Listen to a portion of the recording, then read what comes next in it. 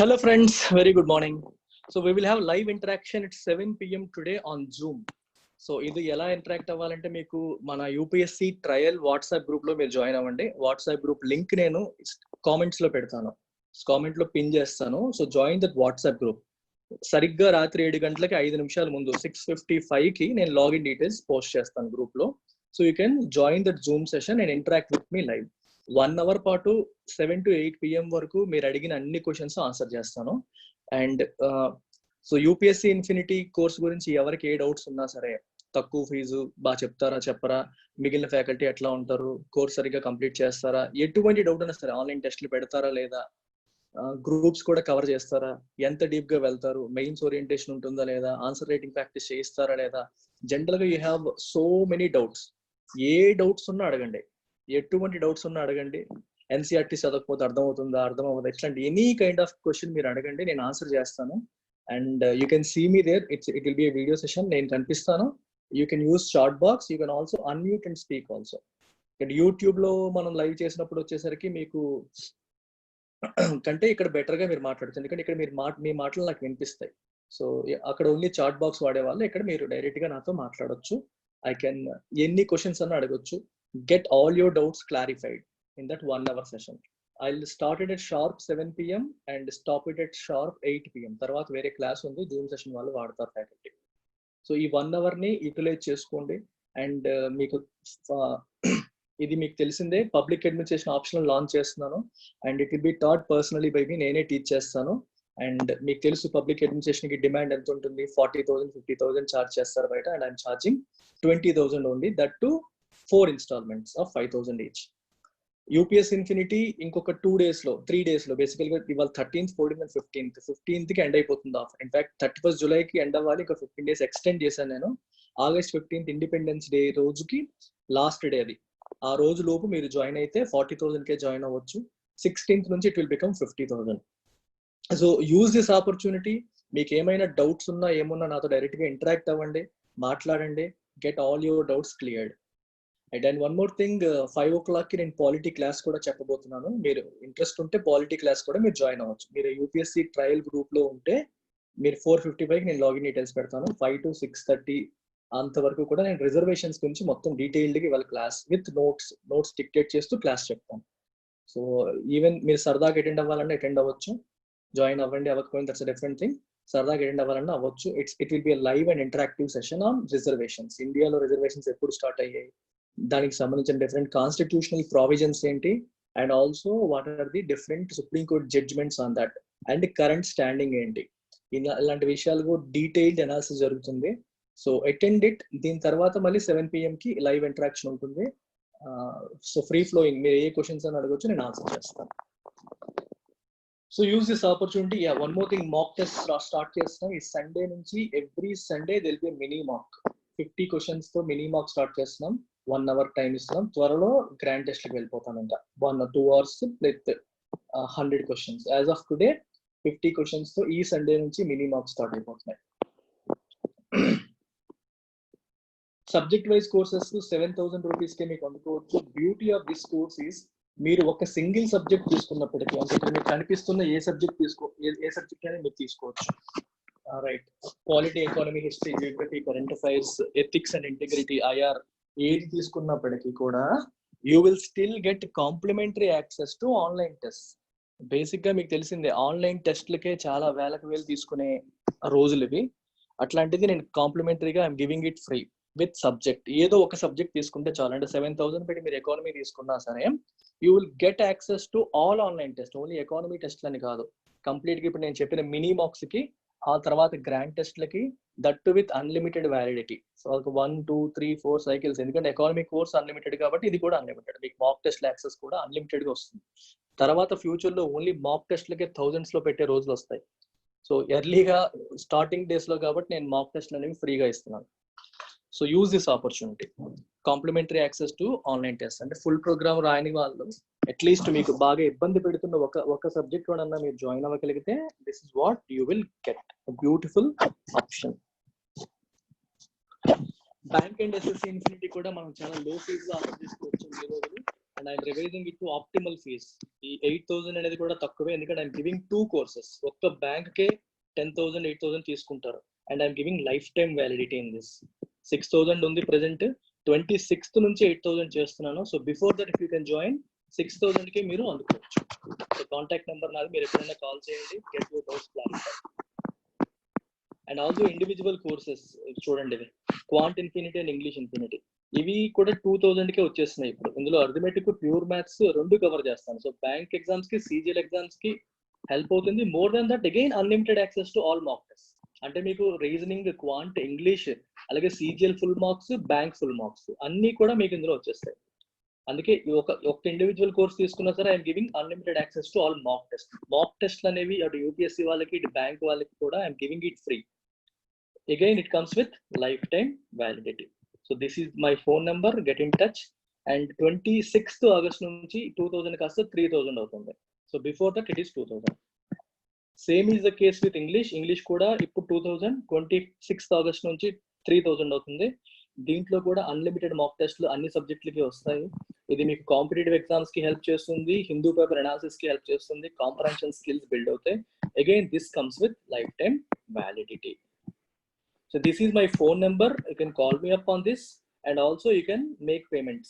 Google Pay, Phone Pay join అవ్వాలనుకునే వాళ్ళు Google Pay, Phone Pay కూడా ఇదే నెంబర్ కి చేసి, రిసిప్ట్ కూడా ఇదే నెంబర్ కి వాట్సాప్ చేసేస్తే నేను రిప్లై ఇస్తాను అండ్ నెక్స్ట్ స్టెప్స్ అనేవి చెప్తాను. That's about it. You will get access to app and other live classes. So today's editorial, again I picked up something that is useful. International relations lo useful ga unde oka article idi.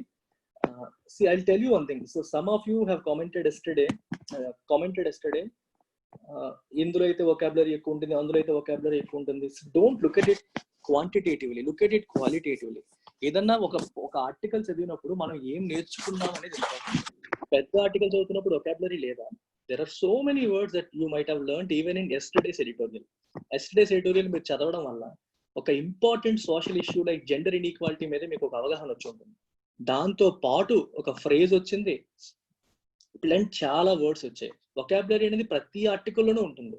వొకాబులరీతో పాటు ఉపయోగపడే content నేర్చుకుంటే general knowledge build అవుతుంది. You will become a better person overall. It's not just about UPSC or bank or SSC, whatever it is. Subject ఏదవని సరే comprehension మీద focus చేసి మాత్రం editorials చదవండి. మళ్ళీ చెప్తున్నాను, editorials are for comprehension, editorials are for understanding, editorials are for improving your general knowledge, not just for vocabulary. And if you are reading Hindu paper only for vocabulary, then my channel is not the right channel for you. చాలా channels line by line చెప్పకుండా, explanation ఇవ్వకుండా only words చెప్పేసే channels కోకొల్లలు ఉన్నాయి. దానికి millions of subscribers ఉన్నారు, millions of views ఉన్నాయి. ఇక్కడ అలా కాదు. సురేష్ సార్ దగ్గరికి మీరు వచ్చారంటే మీరు ఇంప్రూవ్ అవ్వాలి. As a person, as an individual, your knowledge has to peak. అది ఇంప్రూవ్ అవ్వాలి, సర్జ్ అవ్వాలి, స్పైక్ అవ్వాలి. అప్పుడే నాకు సాటిస్ఫాక్షన్. ఓన్లీ 4 పదాలు చెప్పేయడం వల్ల నాకు సాటిస్ఫాక్షన్ ఉండదు. వొకాబులరీతో పాటు కాంప్రహెన్షన్ స్కిల్స్ బిల్డ్ అవ్వాలి. రీడింగ్ కాంప్రహెన్షన్ రాదా? సిజిఎల్ లో రీడింగ్ కాంప్రహెన్షన్ రాదా? బ్యాంక్ ఎగ్జామ్స్ లో ఎట్లాంటి ఆర్టికల్స్ వస్తాయి? పనికిమాల ఆర్టికల్స్ వస్తాయా? పనికొచ్చే ఆర్టికల్స్ వస్తాయి. So socially relevant or economically relevant articles ఇస్తారు. అట్లాంటి ఆర్టికల్స్ ని మీకు ఎగ్జామ్ లో రీడింగ్ కాంప్రహెన్షన్ లో ఇస్తారు. అందుకని మంచి ఆర్టికల్స్ చదవడం వల్ల మన జనరల్ నాలెడ్జ్ బిల్డ్ అవుతుంది, మన our ability to comprehend build అవుతుంది, and our ability to analyse stuff build అవుతుంది. వీటితో పాటు వొకాబులరీ ఆటోమేటిక్ గా ఇంప్రూవ్ అవుతుంది. వొకాబులరీ లేకుండా ఏముంటుంది? ప్రతి దాంట్లో వర్డ్స్ ఉంటాయి. అన్ని తెలిసిన వర్డ్స్ ఉంటే మనం ఎప్పుడో హీరోలో అయిపోయేవాళ్ళం. ఈ రోజు కూడా ఇప్పుడు ఇందులో కూడా తెలియని వర్డ్స్ ఉంటాయి, ప్రతి దాంట్లోనే ఉంటాయి. ఉండదు అనేది ఏం లేదు. అండ్ ఎంత ఎక్కువ చదివితే అంత మంచిది. చిన్న ఆర్టికల్ తొందరగా అయిపోతుంది అని కూడా అనుకుంటుంది. చిన్నదా పెద్దని కాదు, ఎంత ఎక్కువ చదువుతూ ఉంటే మనం అంతగా ఇంప్రూవ్ అవుతాం.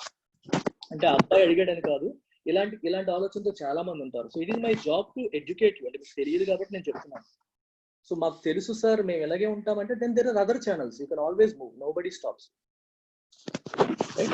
Self reliant foreign policy.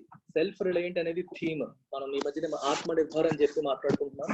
Self reliant అంటే మన మీద మనమే, స్వయం ఆధారిత, మన మీద మనమే ఆధారపడ్డం.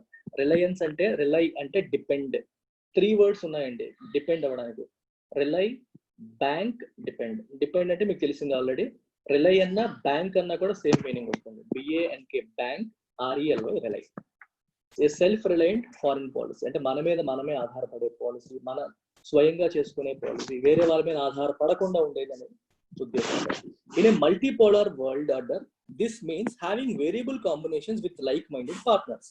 ఈ పదం ఇంటర్నేషనల్ రిలేషన్స్ లో ఈ పదాలు బాగా వస్తాయి. Unipolar, multipolar, bipolar.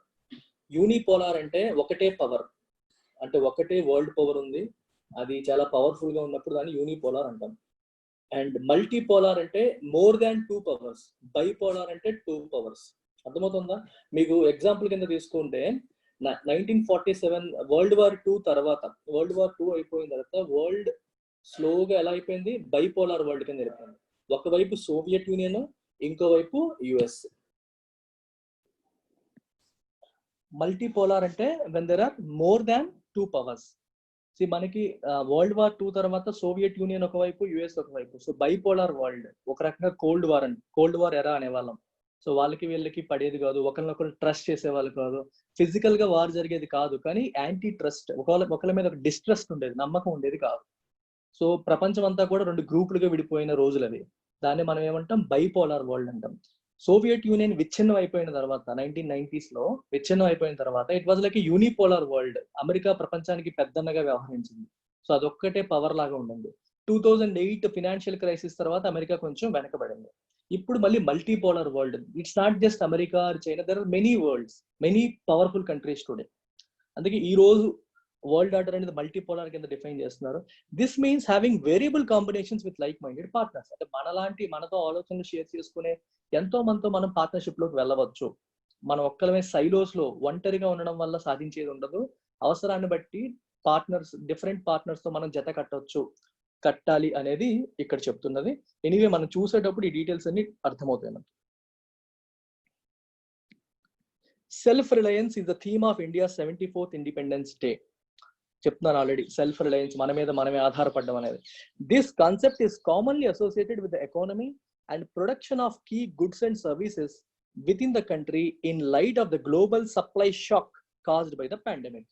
కరోనా మహమ్మారి వల్ల వచ్చిన, caused by, దాని కారణంగా వచ్చిన global supply shock. Supply shock అంటే అర్థం ఏంటి? ప్రతి దేశం కూడా వేరే దేశాల నుంచి ఇంపోర్ట్ చేసుకుంటూ ఉంటది ఏదో ఒకదానికి. ఇప్పుడు దేశాలకి మధ్యలో ట్రేడ్ ఆగిపోయింది, తద్వారా ట్రేడ్ ఆగిపోయింది. అందువల్ల సప్లై షాక్స్ వచ్చాయి. ఇండియాలో ఉన్న చాలా కంపెనీస్ కి రా మెటీరియల్స్ అనేవి చైనా నుంచి వస్తాయి. సో ఇప్పుడు ఈ పరిస్థితుల్లో so they are now looking for alternatives. ఎందుకంటే ఇప్పుడు ఈ ట్రేడ్ అనేది దెబ్బతింది, ట్రాన్స్పోర్ట్లు తగ్గిపోయి, ట్రావెల్ తగ్గింది. ఈ కారణాల వల్ల ఈ షాక్ వచ్చింది, సప్లై సైడ్ షాక్ వచ్చింది. So everybody is looking for alternatives. ఇప్పటి వరకు వీళ్ళ దగ్గర తెప్పించే వాళ్ళు ఇప్పుడు ఎవరిని తెప్పించాలి అనే స్టైల్లోకి మారిపోయింది. సో ఇట్లాంటి టైంలో ఇన్ ద లైట్ ఆఫ్ అనే పదం వాడారు. ఇన్ ద లైట్ ఆఫ్ అంటే కన్సిడరింగ్ ద ఫ్యాక్ట్ దట్, అంటే ఇలాంటి సందర్భంలో, ఈ పక్షంలో, రైట్, ఇలాంటి సందర్భంలో, రైట్, సెల్ఫ్ రిలయంట్ అనే పదం ఇప్పుడు ఎక్కువగా వాడుతున్నాం. ఎందుకు? సప్లై షాక్ ఎలాగో వచ్చింది, మనకు అవసరమైన రా మెటీరియల్స్ మనమే ప్రొడ్యూస్ చేసుకోవాలి అనే థీమ్ ఇప్పుడు మాట్లాడుతున్నాం. సో జనరల్ గా ఎకానమీకి, production of key goods and services కి ఈ పదాన్ని వాడతారు. We also call it import substitution. Import substitution అంటే జనరల్ గా ఇంపోర్ట్ చేసుకునే వస్తువుల్ని ఇంపోర్ట్ చేయకుండా డొమెస్టికల్ గా మనమే ప్రొడ్యూస్ చేసుకోవడానికి ఇంపోర్ట్ సబ్స్టిట్యూషన్ అంటారు. రైట్, అంటే ఒక రకంగా ఏంటి, వేరే వాళ్ళ మీద ఆధారపడకుండా మన మీదే మనం ఆధారపడతాం. So we use this word import substitution అన్నమాట. మన మీద మనమే ఆధారపడ్డం, సెల్ఫ్ రిలయన్స్. అందుకే ఎకానమీలో ఎక్కువగా ఈ పదాన్ని వాడతారు అని చెప్తున్నారు. But it also has a parallel dimension in the domain of foreign policy. Foreign పాలసీలో కూడా దీనికి ఒక డైమెన్షన్ ఉంది, దీనికి ఒక మీనింగ్ ఉంది, దీని యొక్క రిలవెన్స్ ఉంది. సెల్ఫ్ రిలయన్స్ అనేది అంటే మనం ఏదైనా డెసిజన్ తీసుకోవడానికి వేరే వాళ్ళ మీద ఆధారపడుతున్నామా, స్ట్రాటజిక్ గా అటానమస్ గా తీసుకుంటున్నామా అనే పాయింట్ ఇక్కడ వస్తుంది.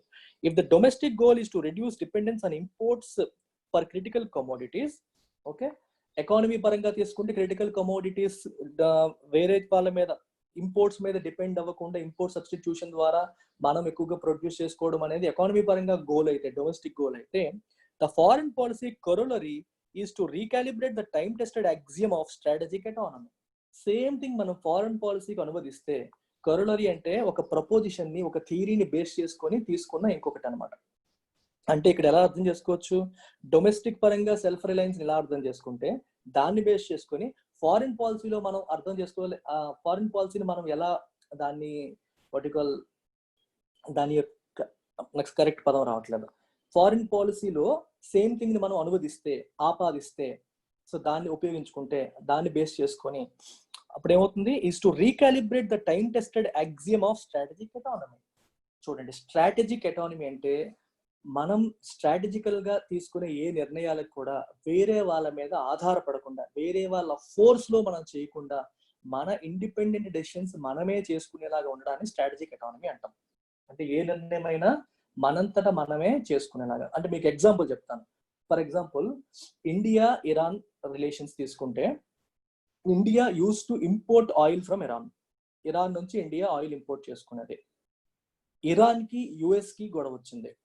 ఇరాన్ కి యుఎస్ కి గొడవ వచ్చిన తర్వాత యుఎస్ ఏం చెప్పింది, తన ఇరాన్ తో ఎవరు కూడా రిలేషన్స్ పెట్టుకోకండి, బైలేటరల్ ట్రేడ్ రద్దు చేసుకోండి, మీరు ఇరాన్ తో ఎవరన్నా ఏదైనా రిలేషన్స్ పెట్టుకుంటే you will also face sanctions, ఆంక్షలు విధిస్తాము, అంటే యుఎస్ నుంచి మీరు ఇప్పుడు పొందుతున్న బెనిఫిట్స్ అనేవి ఆగిపోతాయి అని ఒక రకంగా వార్నింగ్ లాంటిది ఇచ్చింది.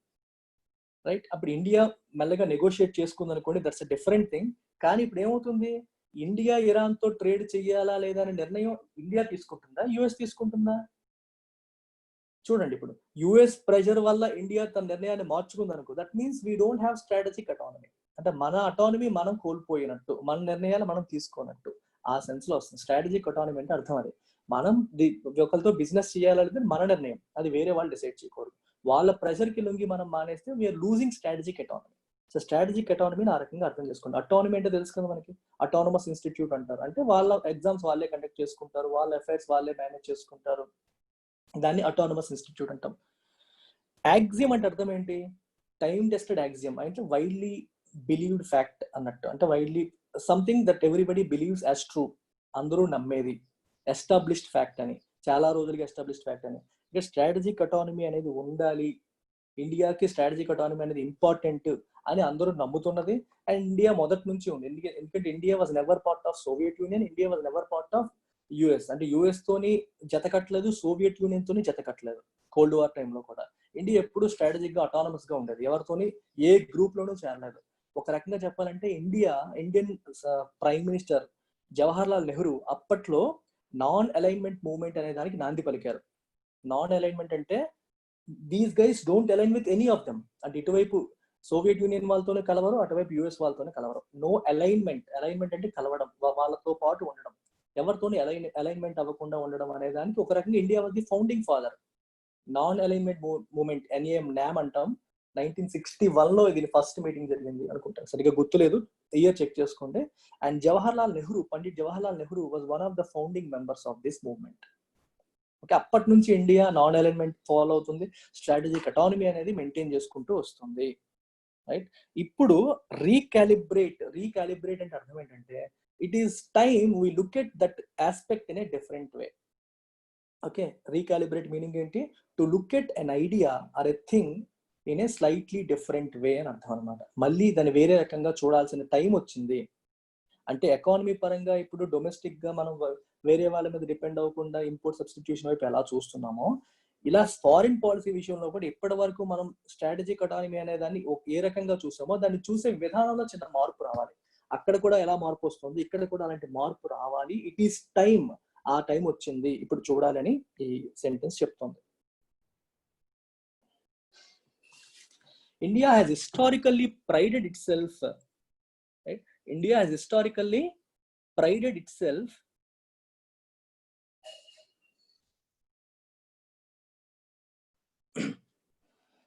as an independent developing country which does not take orders from or succumb to pressure from great powers.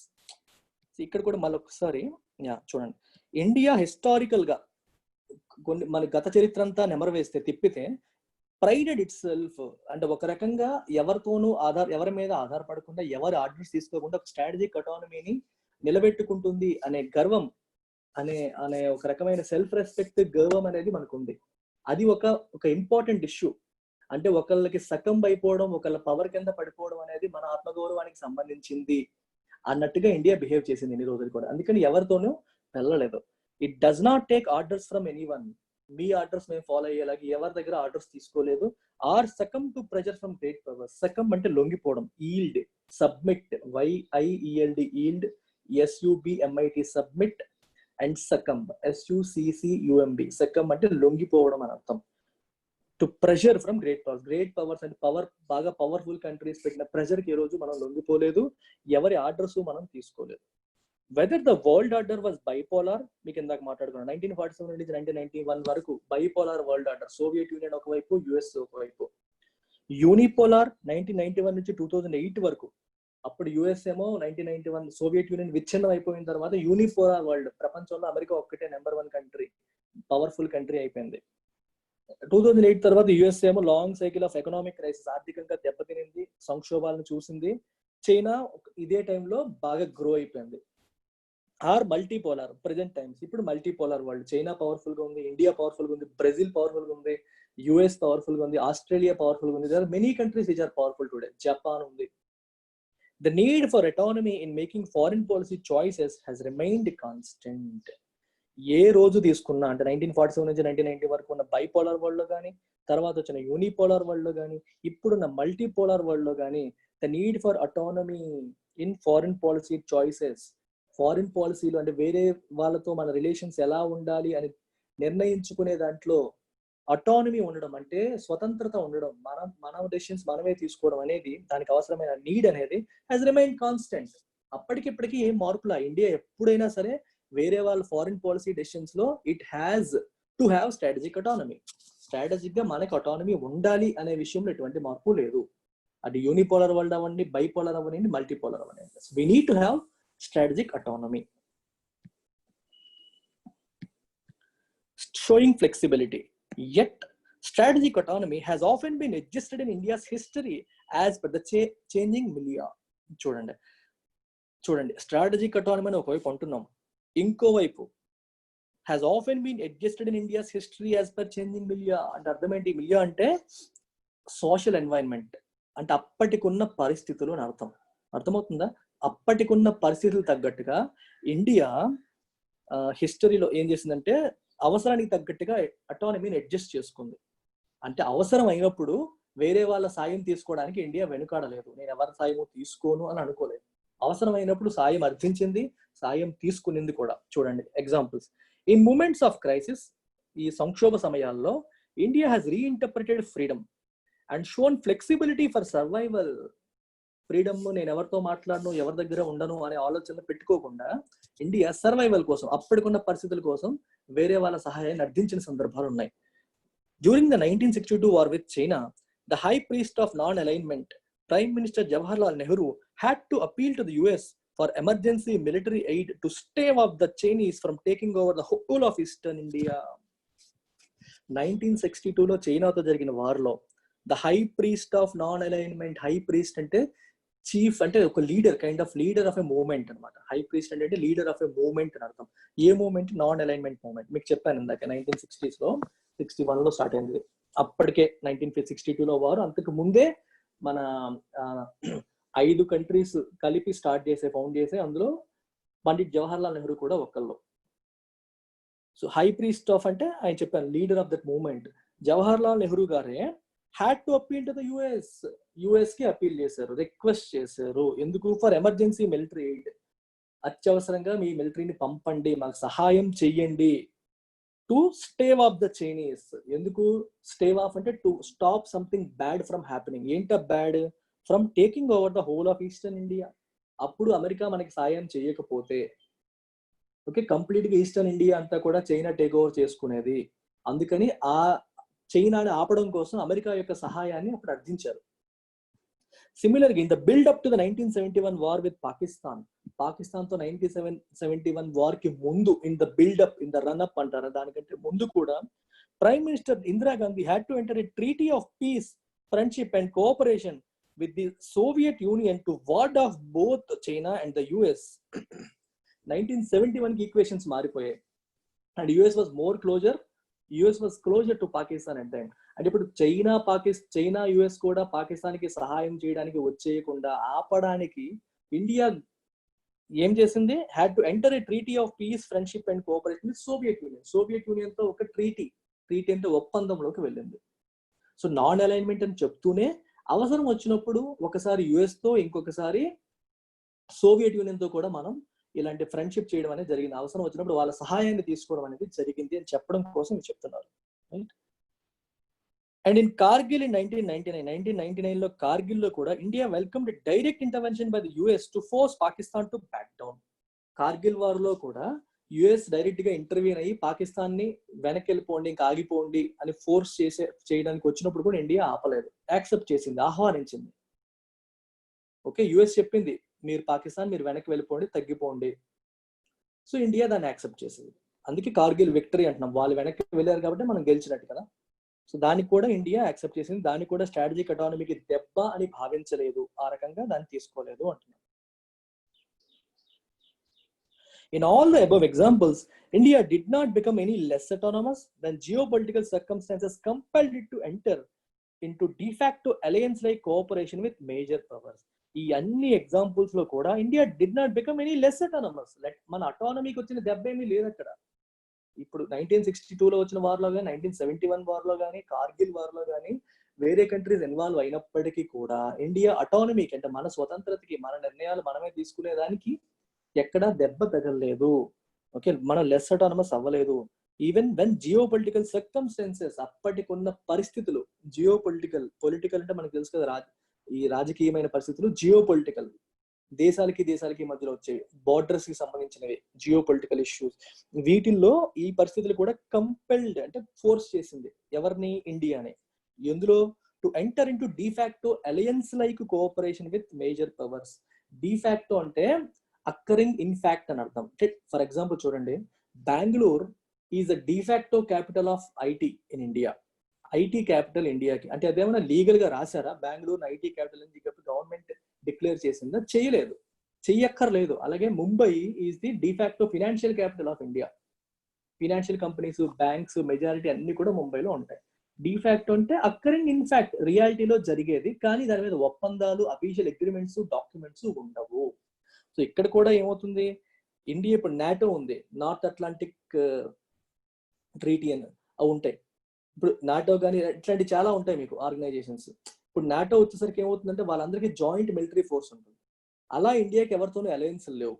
కానీ ఆ సందర్భంలో అలయన్స్ లైక్ కోఆపరేషన్, అట్లాంటి కోఆపరేషన్ లోకి ఇండియా ఎంటర్ అయ్యింది. రైట్, ఎందుకు ఎంటర్ అయింది? పరిస్థితులు ఫోర్స్ చేశాయి. 1972 వార్లో రష్యాతో, అంతకు ముందు యుఎస్ హెల్ప్ తీసుకుంది. అలాగే 1999 కార్గిల్ వార్లో ఇండియా హెల్ప్ ఏమీ తీసుకోలేదు, కానీ డైరెక్ట్ గా వాళ్ళు ఇంటర్వ్యూన్ అయినప్పుడు ఇండియా ఆహ్వానించింది కానీ అడ్డుపెట్టలేదు. సో ఈ సందర్భాల్లో ఇండియా కైండ్ ఆఫ్ ఆ పరిస్థితులు అనేవి ఇండియాని ఫోర్స్ చేసి to enter in to de facto in fact occurring in reality existing in real alliance like cooperation with major powers. Major powers తో ఒక రకమైన అలయన్స్ లోకి వెళ్ళేలాగా ఫోర్స్ చేశాయి. Rather, India secured its freedom, sovereignty and territorial integrity by maneuvering the great power equations and playing the real political game. అర్థమవుతుందా? It's a beautiful sentence ఇది. India తన freedom ని, తన సార్వభౌమాధికారాన్ని, తన టెరిటోరియల్ ఇంటిగ్రిటీ అంటే ఫారిన్ రిలేషన్స్ లో వాడతారు ఈ పదం. సో మనం చెప్తాం China must respect India's territorial integrity అంటే అర్థం ఏంటి? ఇండియా యొక్క బార్డర్స్ ని చైనా గుర్తించాలి, రెస్పెక్ట్ చేయాలి, ఇందులోకి రాకూడదు. అంటే ప్రతి దేశం యొక్క నేషనల్ బార్డర్స్ ని చుట్టుపక్కల ఉన్న దేశాలు గౌరవించాలి. అర్థమవుతుందా? దాంట్లో ఇంటర్వ్యూన్ అవడం, ఇన్కర్షన్స్ చేయడం, ఇన్వేషన్ చేయడం అనేది వాళ్ళ యొక్క సార్వభౌమాధికారాన్ని దెబ్బతీసినట్టే, వాళ్ళ టెరిటోరియల్ ఇంటిగ్రిటీని సఫర్ చేసినట్టే అని అర్థం అన్నమాట. అందుకే టెరిటోరియల్ ఇంటిగ్రిటీ అంటే మీనింగ్ అది. అంటే మన దేశ భూభాగం, ఒక దేశం యొక్క భూభాగాన్ని ఇంకొక దేశం గుర్తించడం, గౌరవించడం. అలాగే ఆ గౌరవాన్ని మనం కాపాడుకోవాలి కదా. మన దేశంలోకి వేరే వాళ్ళు ఎంటర్ అవుతున్నప్పుడు మనం ఊరుకుంటే then we're losing our territorial integrity. అందుకని దాన్ని ఇండియా సెక్యూర్ చేసుకోగలిగింది. ఎలా? ఫ్రీడమ్ ని, సోవరెంటీని, టెరిటోరియల్ ఇంటిగ్రిటీని. ఎలాగా? బై మాన్యూవరింగ్ అంటే తెలివిగా పావులు కదుపుతూ. మాన్యూవర్ అంటే do something in a smart way. The great power equations. దేని వాడింది? Power equations. ఒకసారి యుఎస్ ని వాడింది, ఒకసారి సోవియట్ యూనియన్ వాడింది. అంటే మనకి డిఫరెంట్ కంట్రీస్ తో ఉన్న ఈ ఫ్రెండ్లీ రిలేషన్స్ ని తెలివిగా వాడుతూ తన ఫ్రీడమ్ ని, తన సోవరెంటీని, తన ఇంటిగ్రిటీని ఇండియా కాపాడుకోగలిగింది. And playing the realpolitik game అంటే అర్థం ఏంటంటే అవసరానికి తగ్గట్టుగా ప్రవర్తించడం. ఇప్పుడు యాక్చువల్గా అదే జరిగేది అదే కదా. ఐడియాలజికల్ కన్సిడరేషన్స్, మనం నాన్ అలైన్మెంట్ మూవ్మెంట్ లో ఉన్నాం, మనం ఏ కంట్రీతోనూ సైడ్ అవ్వకూడదు, మనం ఎవరితోనూ క్లోజ్ అవ్వకూడదు అని పెట్టుకుంటే ఇంతకుముందు అలా చేయగలిగేది ఇండియా. అలా చేయకపోతే యుఎస్ సహాయం తీసుకోకపోతే అప్పుడు చైనాను ఆపగలిగే వాళ్ళమా? తర్వాత సోవియట్ యూనియన్ సహాయం తీసుకోకపోతే వీళ్ళ పరిస్థితి మనం ఆపగలిగే పాకిస్తాన్తో ఫైట్ చేయగలిగే వాళ్ళమా? ఇట్లాంటివన్నీ వస్తాయి. ఎందుకంటే పాకిస్తాన్కి ఇప్పుడు చైనా యుఎస్ సపోర్ట్ చేయడానికి వస్తున్నాయి అలాంటి పరిస్థితులు. సో పరిస్థితులకు తగ్గట్టుగా మనం ఈ పవర్ ఈక్వేషన్స్ లోకి వెళ్ళడం అనేది తప్పు కాదు. అందుకే దాన్ని రియల్ పొలిటిక్ ఏమంటారు. మా ఐడియా ఇది, మా ఐడియాలజీ ఇది అని చెప్పి దాన్ని పట్టుకు వేలాడకుండా, అర్థమవుతుందా? రియల్ పొలిటిక్ అంటే అర్థమని politics based on realism, reality, అవసరాన్ని బట్టి. ఓకే, కొన్నిసార్లు మోరల్ కన్సిడరేషన్స్, ఐడియాలజికల్ కన్సిడరేషన్స్ ని పక్కన పెట్టాలి. పక్కన పెట్టి చేసేది రియల్ పొలిటిక్ గేమ్.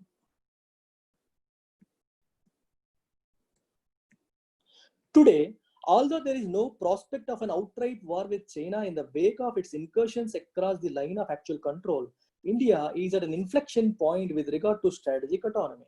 ఈ రోజు, although there is no prospect of an outright war, direct గా ఇప్పుడు చైనాతో వార్ అయ్యే ప్రాస్పెక్ట్ అంటే పాసిబిలిటీ లేకపోయినప్పటికీ, ఇన్ ద వేక్ ఆఫ్ అంటే as a consequence of what?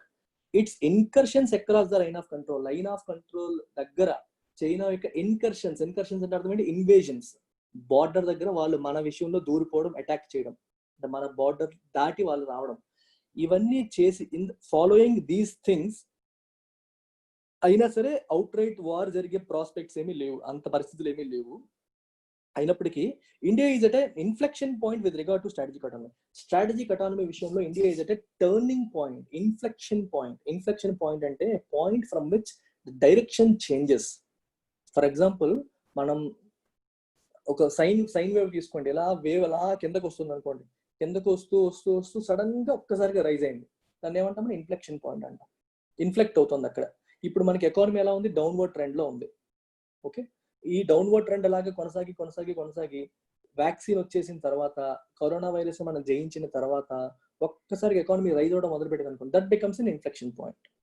అలాగే స్ట్రాటజిక్ అటానమీ విషయంలో ఇండియా డైరెక్షన్ మార్పు చేయాల్సిన టైం వచ్చింది, ఇన్ఫ్లెక్షన్ పాయింట్ లో ఉంది. ఇప్పటి వరకు ఉన్న సిద్ధాంతాలను పక్కన పెట్టాల్సిన టైం వచ్చింది అని చెప్పి అంటున్నారు.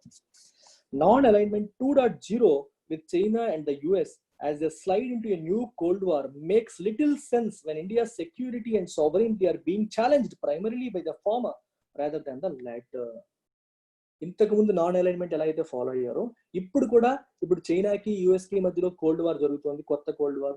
నేను ఎవరితోనూ కలవను, అటు చైనాతోనూ కలవను, ఇటు యుఎస్ తోనూ కలవను అంటూ ఇద్దరికి దూరంగా ఉండాలి, నాన్ అలైన్మెంట్ పాలసీ మళ్ళీ ఫాలో అవ్వాలి అని చెప్పి అనుకోవడం అనేది makes little sense, doesn't make any sense. ఎప్పుడు కూడా లిటిల్ ముందు మీకు ఆర్టికల్ లేకపోతే నెగిటివ్ గా తీసుకోవాలి. డజంట్ మేక్ ఎనీ సెన్స్ ఏమి లేదు, అలా అనుకోవడంలో సెన్స్ ఏమి లేదు అంటున్నాడు ఆదర్. ఎందుకు? when India's security and sovereignty are being challenged primarily by the former rather than the latter. ఇక్కడ ఫార్మర్ లేటర్ అంటే అర్థం ఏంటి? ముందు చెప్పబడిన. ఫార్మర్ అంటే, లేటర్ అంటే తర్వాత చెప్పబడిన. ఎందులో? ఆ సెంటెన్స్ లోనే. ఇక్కడ రెండు పదాలు వాడారు, China and the US. Former ఏమవుతుంది? చైనా.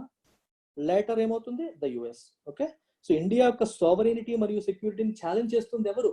మన భద్రతని ఛాలెంజ్ చేస్తుంది, మన సార్వభౌమాధికారాన్ని ఛాలెంజ్ చేస్తుంది చైనా. రెండింట్లో ఒకటి మనకి డైరెక్ట్ గా శత్రువులాగా బిహేవ్ చేస్తుంది.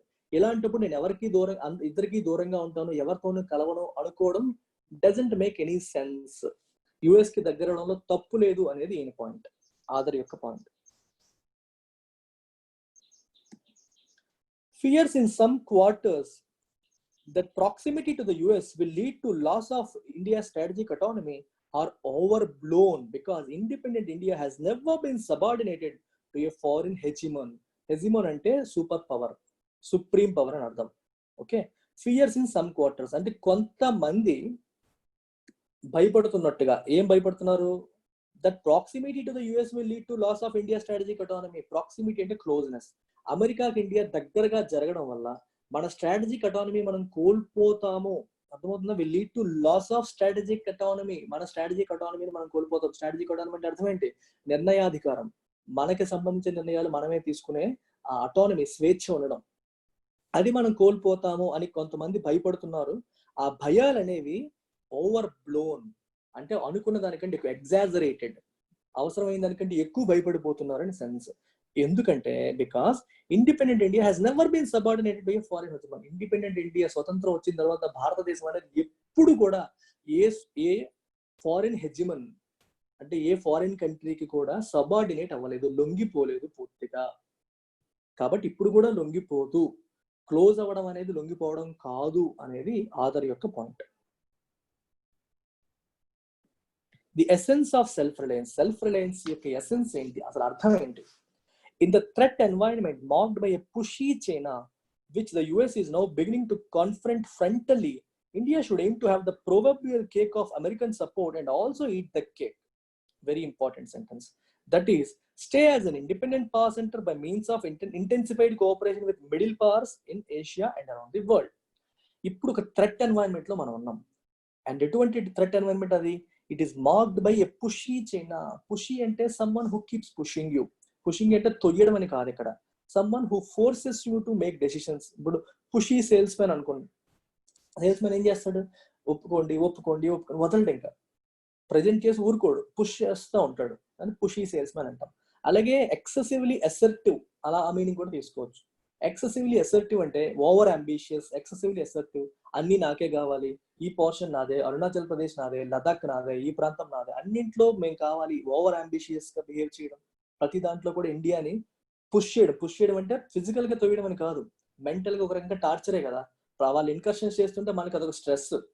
మనం ఎలాగో ఎవరి దగ్గరికి వెళ్ళం, వీళ్ళు వచ్చి ఇట్లా చేస్తూ ఉంటారు, మనకి అది పుష్ చేస్తూ ఉంటుంది. అగైన్ మన ఆర్మీ అంతా పంపడం, మళ్ళీ మాట్లాడడం, మళ్ళీ వాళ్ళ వెనక్కి పంపేలా చేయడం, all these things is waste of time for India. And China keeps pushing us towards this. ఇట్లాంటి పనులు చేసి ఇండియాని పుష్ చేస్తూ ఉంటుంది. అంటే బీయింగ్ ఎక్సెసివ్లీ అసర్టివ్ అని అర్థం చేసుకోండి. అసర్టివ్ అంటే వాళ్ళని వాళ్ళు అసర్ట్ చేసుకుంటున్నారు, ఇంపోజ్ చేస్తున్నారు మన పైన అనే మీనింగ్ మీరు తీసుకోవచ్చు.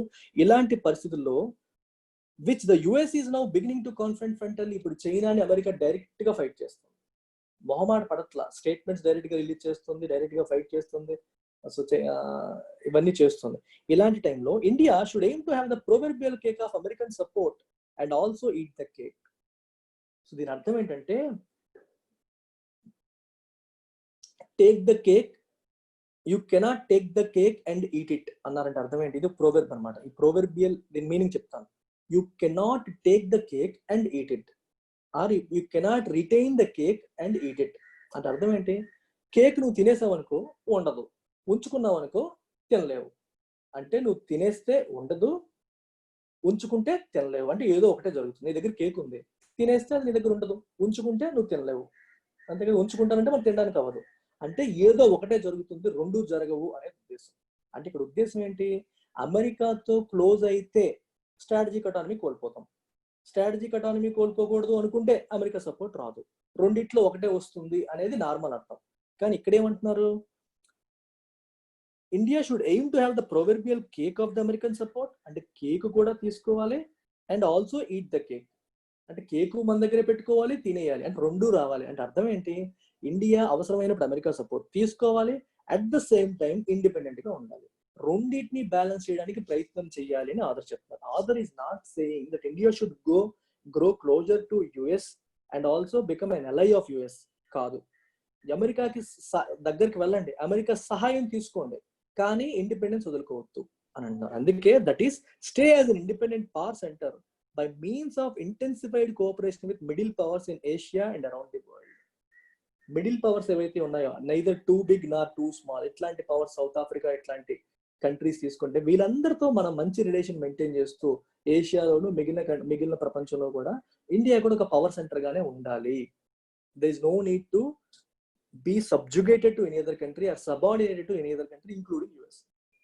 కానీ అమెరికా సహాయం చేస్తున్నప్పుడు take it and remain independent is what the author is saying. అందుకే పదం వాడారు, you cannot take the cake and eat it అంటే meaning you cannot have both, either you have this or you have that, రెండు ఉండవు అని అర్థం.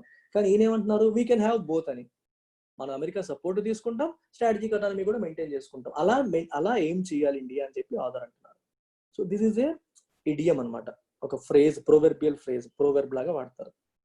For India which values freedom, placing all its eggs in the US basket to counterbalance China would be an error, as that can constrict India's options in other theaters of national interest, such as its ties with Iran and Russia and efforts to speed up indigenous defense modernization. అందుకే చెప్పాం దీనికి extension. ఈ point ఏం చెప్తుంది?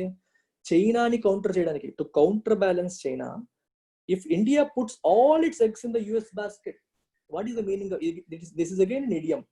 ఎప్పుడు కూడా financial గా చెప్తారు, ఆర్థికంగా సలహా చెప్పేవాళ్ళు, don't put all your eggs in one basket అంటారు. అంటే మీ దగ్గర ఉన్న డబ్బులన్నీ స్టాక్ మార్కెట్ లో పెట్టారనుకోండి, స్టాక్ మార్కెట్ పడిపోతే ఒక్కసారిగా మీరు రోడ్డు మీదకి వచ్చేస్తారు. మీ దగ్గర ఉన్న డబ్బులన్నీ రియల్ ఎస్టేట్ లో పెట్టేశారు, అగైన్ రియల్ ఎస్టేట్ పడిపోతే రోడ్డు మీదకి వచ్చేస్తారు. మీ దగ్గర ఉన్న డబ్బులన్నీ బంగారంలో పెట్టేస్తారు, అది మంచిది కాదు. అందుకే ఏమంటారు, don't put all eggs in one basket. Eggs అన్ని ఒకే బాస్కెట్ లో పెట్టాం, బాస్కెట్ కింద పడింది, ఎగ్స్ అన్ని ఏమైపోతాయి, చిత్తికిపోతాయి. అలాగే డైవర్సిఫై చేసుకోవాలి, ఒక్కరి దగ్గరే ఉండిపోకూడదు. మనీ కూడా కొంత స్టాక్ మార్కెట్ లో, కొంత మ్యూచువల్ ఫండ్స్ లో, కొంత గోల్డ్ లో, కొంత రియల్ ఎస్టేట్ లో, కొంత ఎఫ్డీస్ లో, ఇలా రకరకాల స్పేసెస్ లో మనం డైవర్సిఫై చేసినప్పుడు ఒకటి దెబ్బేసినా సరే మిగిలిన కాపాడతాయి. That is the power of diversification. Similar గా ఇండియా పూర్తిగా యుఎస్ ఫోల్డ్ లోకి వెళ్ళిపోయి, ఎందుకు, చైనాని కౌంటర్ బ్యాలెన్స్ చేయడానికి పూర్తిగా యుఎస్ ఫోల్డ్ లోకి వెళ్ళిపోతే అప్పుడు ఏమవుతుంది, that can constrict India's options in other theatres of national interest. మిగిలిన విషయాల్లో ఇండియాకి ఉన్న ఆప్షన్స్ ని కాన్స్ట్రిక్ట్ చేస్తుంది, రెస్ట్రిక్ట్ చేసేస్తుంది. ఏంటి options? Such as its ties with Iran, Iran తో మనకున్న సంబంధాలు దెబ్బతినొచ్చు, రష్యాతో ఉన్న సంబంధాలు దెబ్బతినొచ్చు, ఎందుకంటే అమెరికా మనల్ని ఇన్ఫ్లుయెన్స్ చేయడానికి ట్రై చేసే అవకాశాలు ఉంటాయి. అందుకని మొత్తం అమెరికాకి దగ్గర, అవసరమైనంత వరకే వెళ్ళాలి, అవసరాన్ని వాడుకోవాలి, అక్కడికి ఆపాలి అనే ఉద్దేశం. పూర్తిగా అమెరికా ఫోల్డ్ లోకి వెళ్ళిపోకూడదు. And efforts to speed up indigenous defence modernisation. India actual గా యుఎస్ నుంచి డిఫెన్స్ ఎక్విప్మెంట్స్ ఎక్కువగా తీసుకుంటుంది, ఎక్కువగా ఇంపోర్ట్ చేసుకుంటుంది. కానీ ఇప్పుడు ఏం ప్లాన్ చేస్తున్నారు, ఇండిజినస్ అంటే నేటివ్ గా విత్ ఇన్ ఇండియాలో డిఫెన్స్ మోడర్నైజ్ చేసుకోవాలి, దానికి అవసరమైనవన్నీ ఇండియన్ కంపెనీస్ కే ఇవ్వాలి అనే ప్లాన్ లో ఉంది. ఇది ఒక రకంగా అమెరికాకి ఎఫెక్ట్ చేస్తుంది, ఎందుకంటే అమెరికా నుంచి ఇండియా ఇంపోర్ట్ చేసుకునేది చాలా వరకు డిఫెన్స్ ఎక్విప్మెంట్. ఇప్పుడు అమెరికా బిజినెస్ దెబ్బతింటుంది. ఇప్పుడు అమెరికా ఫోల్డ్ లోకి వెళ్ళిపోయినందుకు వాళ్ళు ఫోర్స్ చేస్తారు, మా దగ్గరే కొనాలి, మీరు కొనకపోతే ఎట్లా. అందుకని అవసరమైనంత వరకే వెళ్ళాలి, పూర్తిగా వెళ్ళకూడదు అనేది ఈ point.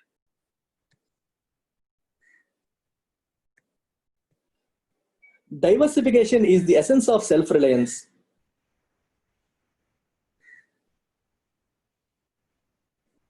Diversification is the essence of self-reliance. A wide basket of strategic partners, including the US, with a sharper focus on constraining China, is the only viable diplomatic way forward in the current emerging multipolar world order. అర్థమవుతుంది, diversify చేయాలి. ఇప్పుడు self Reliance కావాలంటే ఒకరి దగ్గర మనం పూర్తిగా ఉండకూడదు, ఒకరికి ఎక్కువగా క్లోజ్ అవ్వకూడదు, డైవర్సిఫికేషన్ చేసుకోవాలి. Wide basket of strategic partners, US తో పాటు ఇంకా చాలా మంది స్ట్రాటజిక్ పార్ట్నర్స్ తో ఇండియా రిలేషన్స్ మెయింటైన్ చేయాలి. With a sharper focus on constraining చైనాని రిస్ట్రిక్ట్ చేయడం అనేది మెయిన్ ఫోకస్ గా పెట్టుకొని, ఈజ్ ద ఓన్లీ వయబుల్ అంటే ప్రాక్టికల్, ఫీజిబుల్, వర్కౌట్ అయ్యేది డిప్లొమాటిక్ వే ఫారెన్ రిలేషన్స్ లో మనం దౌత్యపరమైన దారి forward in the diplomatic way forward in the current emerging multipolar world order. ఎట్లాంటి ఎమర్జింగ్ మల్టీపోలర్ వరల్డ్ ఆర్డర్ లో మారుతున్న, ఇప్పుడు రూపాంతరం చెందుతున్న ఇటువంటి ప్రపంచంలో మల్టిపుల్ పవర్ సెంటర్స్ ఉన్న ఈ టైంలో ఒక పార్ట్నర్ కాకుండా ఎక్కువ మంది స్ట్రాటజిక్ పార్ట్నర్స్ తో రిలేషన్స్ మెయింటైన్ చేస్తూ చైనాని కంట్రోల్ చేసే ప్రయత్నం చేయడమే వయబుల్ అంటే feasible, workable, practical way forward చేయాల్సిన పని అని చెప్పి చెప్తున్నారు. It is no longer a question of picking one out of two titans or oscillating between them. Okay, ఈ వీళ్ళని పిక్ చేసుకోవాలా, వాళ్ళని పిక్ చేసుకోవాలా, లేకపోతే ఇటు అటు ఊగిసలాడమా అనేది కాదు. In the era of dense networks, India must reconfigure economy to mean what the American scholar Joseph Nye calls power with others to accomplish joint goals. Power with others అంటే అర్థం ఏంటంటే, ఇప్పుడు ఒక్కళ్ళే ఉండేదానికంటే నువ్వు ఇంకొకరితో కలిసినప్పుడు యువర్ పవర్ విల్ ఇంక్రీజ్. అది మీదే కాదు, ఆర్గనైజేషన్ యొక్క పవర్ కూడా పెరుగుతుంది. అందుకే మనం గ్రూప్స్ ఫామ్ అవుతాయి, సెల్ఫ్ హెల్ప్ గ్రూప్స్ కానీ, ఇప్పుడు మనం చూస్తూ ఉంటాం పార్టీస్ కానీ, సొసైటీస్ కానీ, ఇప్పుడు మనకి అసోసియేషన్స్ కానీ, గవర్నమెంట్ అసోసియేషన్స్ ఉంటాయి. ఒక్కడే మాట్లాడగలడా? ఇప్పుడు బ్యాంక్ ఎంప్లాయీస్ తీసుకోండి, వాళ్ళందరూ కలిసి స్ట్రైక్ చేయబట్టే వాళ్ళకి పెరిగే జీతాలు, అందరూ కలిపి స్ట్రైక్ చేశారు. యూనిటీ అనమాట. When you form associations you will extract the joint power. Similar గా కూడా ఇండియా కొన్ని సందర్భాల్లో వేరే దేశాలతో కలిసినప్పుడు ద పవర్ విత్ అనే పదం వస్తుంది. అర్థమవుతుందా? When you become part of an organisation, ఒక అసోసియేషన్ తో మనం వేరే కంట్రీతో అసోసియేట్ అయినప్పుడు వాళ్ళు మనకి తోడున్నారనే విషయం మనకి బలాన్ని ఇస్తుంది, మనం వాళ్ళకి తోడున్నామనే విషయం వాళ్ళకి బలాన్ని ఇస్తుంది. పవర్ ఓవరాల్ గా పెరుగుతుంది. అందుకని ఇండియా ఏం చేయాలి? అటానమీని రీకాన్ఫిగర్ చేయాలి, ఎవరితోనూ కలవని అనుకోకుండా అవసరానికి కలవాలి అనేది ఈయన పాయింట్. ఓకే, ఇలాంటి టైంలో అలా కలిస్తేనే అప్పుడు జాయింట్ గోల్స్ మనం అకంప్లిష్ చేయగలుగుతాము అంటున్నారు. We're free and self reliant not through isolation or alliance with one great power but only in variable combinations with several like minded partners. So ఇక్కడ చెప్తున్న పాయింట్ అంతా అదే, we're free and self reliant okay, మనం ఫ్రీగా ఉంటాము మరియు self reliant, మన మీద మనం ఆధారపడతాం. ఎప్పుడు నాట్ త్రూ ఐసోలేషన్, ఎవరితోనూ కలవకపోవడం వల్ల కాదు, or alliance with one great power, or America లాంటి ఒక కంట్రీతోనే పూర్తిగా కలిసిపోవడం వల్ల కాదు. ఆ రెండు సందర్భాల్లోనే ఇండియా సెల్ఫ్ రిలయంట్ గా ఉండలేదు. ఎలా? But only in variable combinations with several like minded partners. ఒకళ్ళతోనే పెట్టుకోకుండా లైక్ మైండెడ్ పార్ట్నర్స్, ఎక్కువ మందిని strategic partners, wide basket of strategic partners అన్నారు, వాళ్ళని మెయింటైన్ చేస్తూ మనం రిలేషన్స్ మెయింటైన్ చేసినప్పుడే అప్పుడు సెల్ఫ్ రిలయన్స్ అనేది వస్తుంది. మన అటానమీకి దెబ్బ తగిన ప్రతిసారి కూడా మనం వేరే వాళ్ళ హెల్ప్ తీసుకోవడంలో తప్పు లేదు. అది ఇక్కడ పాయింట్. అందుకే వేరియబుల్ కాంబినేషన్స్, ఒకే కాంబినేషన్ లో ఉండకూడదు. అవసరాన్ని బట్టి డిఫరెంట్ పార్ట్నర్స్ తో మనం రిలేషన్స్ మెయింటైన్ చేయాల్సి ఉంటుంది. India is familiar with the phrase multi vector foreign policy. అర్థమవుతుందా? మల్టీ వెక్టర్, ఒక డైరెక్షన్ లో వెళ్ళేది కాదు, మల్టిపుల్ డైరెక్షన్స్ లో. ఈ పద్ధతి ఇండియాకి ఆల్రెడీ అలవాటే. ఇంతకు ముందు కూడా ఒకసారి యుఎస్ తో, ఒకసారి సోవియట్ యూనియన్ తో, ఇట్లా మనం రకరకాల డైరెక్షన్స్ లో ఇండియా వెళ్ళిన సందర్భాలు ఉన్నాయి. So multi vector foreign policy కి ఆల్రెడీ ఇండియాకి అలవాటు ఉంది. And it's time to maximise its potential. దాని యొక్క పొటెన్షియల్ ని, దాని యొక్క శక్తిని, పవర్ ని మ్యాక్సిమైజ్ చేసే టైం ఇప్పుడు వచ్చింది. So strategic relations with different countries maintain చేస్తూ, అవసరానికి తగ్గట్టుగా వాళ్ళని ఉపయోగిస్తూ ఇండియా ముందుకు సాగాలి in this new multipolar world order. And this is the way, only way to maintain strategic autonomy and stave off our enemies like China. This is the Adar's view. Adar's Sriram Chaulia, dean, Jindal School of International Affairs. Jindal School of International Affairs లో dean అయినా. So ఇవన్నీ ఏంటంటే news paper opinions కూడా కాదు, బేసికల్ గా author opinion, అందుకే పేరు కూడా రాస్తారు. సో ఇవి మీకు ఇట్లాంటి ఎడిటోరియల్స్ రోజు చదవడం వల్ల ఒపీనియన్స్ బిల్డ్ అవుతాయి, నాలెడ్జ్ బిల్డ్ అవుతుంది. Right? You should form your own opinion. ఇది author opinion, as it is గా మీరు ఫాలో అవ్వాల్సిన అవసరం లేదు. కానీ ఒక ఒపీనియన్ మనం తీసుకునేటప్పుడు దాన్ని ఎలా బ్యాక్ చేయాలి, దాన్ని ఎలా సబ్స్టాన్షియేట్ చేయాలి, ఎస్ఏని ఎలా కన్స్ట్రక్ట్ చేయాలనే విషయాలు మనం దీనిలో నేర్చుకోవచ్చు. అందుకే నేను లైన్ బై లైన్ చెప్తూ వచ్చాను. Okay, in future editorials I will also tell you SA rating also. ఇందులో ఎస్ఏని ఎలా కన్స్ట్రక్ట్ చేశారు ఆ విషయాలు కూడా నేను టచ్ చేయడానికి ట్రై చేస్తాను. ఓకేనా? సో వీడియో నచ్చినట్టయితే లైక్ చేయండి and share it with your friends and subscribe చేసుకోండి. యూపీఎస్సీ, ఎస్ఎస్సి, సిజిఎల్, ఐబిపిఎస్ అందరికి యూపీఎస్సీ స్టాండర్డ్ లో చదవండి. CGL and bank aspirants only vocabulary పెట్టుకుని బట్టి కొట్టేకండి words. It will never help you. Understand different things, understand concepts, knowledge పెంచుకోండి. That is the only way to improve yourself. By just memorising words we will not achieve anything. Right? So let's learn something. From that let's learn vocabulary also. రెండు విషయాలు మీకు ఒక satisfaction వస్తుంది. కొత్త విషయాన్ని తెలుసుకున్నాను అనే సాటిస్ఫాక్షన్. ఇప్పుడు ఫారిన్ పాలసీ గురించి తెలిసింది మీకు. ఫారిన్ రిలేషన్స్ లో ఎలా ఉంటుంది, ఇండియా చైనాని ఆపాలంటే ఏం చేయాలనే విషయాలు తెలుసుకున్నారు. అలాగే నిన్న మనం ఒక జెండర్ ఇన్ఈక్వాలిటీ గురించి తెలుసుకున్నాం. రోజు ఒక్కొక్క టాపిక్ తెలుసుకున్నాం అనుకోండి, జనరల్ నాలెడ్జ్ బిల్డ్ అవుతుంది. That will help you. So me teacher గా చెప్తున్నాను, మీరు నా దగ్గర జాయిన్ అయినా అవ్వకపోయినా, కొందరు డైరెక్ట్ శిష్యులు, కొందరు ఏకలవ్య శిష్యులు, అందరూ నాకు important. So this is what I want you to do. Thank you very much.